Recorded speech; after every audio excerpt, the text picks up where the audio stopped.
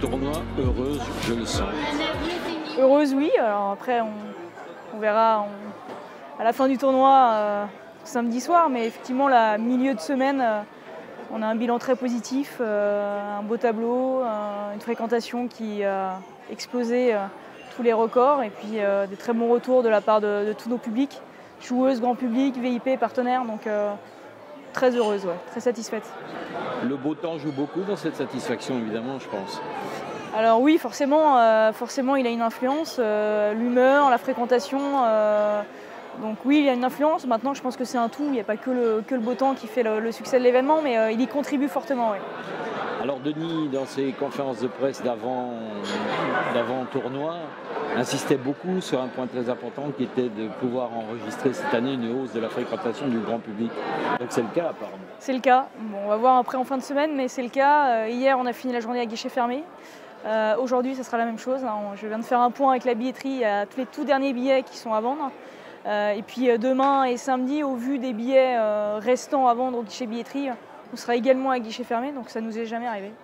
Oui, ça c'est un point très important parce que Denis expliquait aussi que le tournoi a ses propres enjeux. Le devenir du tournoi à Strasbourg est en question, enfin dans le bon sens du terme, pour l'instant en tout cas. Il faut augmenter la dotation des prix, il faut bien se placer vis-à-vis de la WTA. Donc le fait du succès public est un point très important dans ce domaine. Oui, c'est primordial pour tout le monde, pour les joueuses de jouer dans un stade plein. Forcément, ça a des, comment dire, il y a des conséquences, enfin, elles vont s'en souvenir beaucoup plus facilement.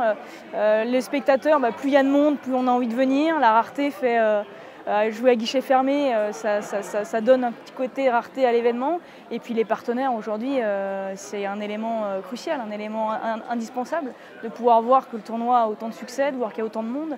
La fréquentation du village commercial, c'est des arguments qu'on va pouvoir avoir pour les années prochaines. Alors on se retrouvera pour une autre interview à la fin de la semaine, samedi. Mais en attendant, au niveau sportif, on va vers des affiches intéressantes en fonction de celles qui nous ont quittés et celles qui sont encore là. Tout à fait. Alors on a eu les 2 premières têtes de série qu'on a perdues très très rapidement. Ça a été une déception sur le plateau, mais on voit là qu'il y a encore de bonnes têtes de série qui sont en course. J'espère que Garcia va gagner sa quart de finale. Stosur a gagné tout à l'heure. Donc un petit Stosur-Garcia, ça serait idéal comme finale pour l'édition 2017. C'est vrai que quand on regarde le tableau, on la voit venir et c'est alléchant.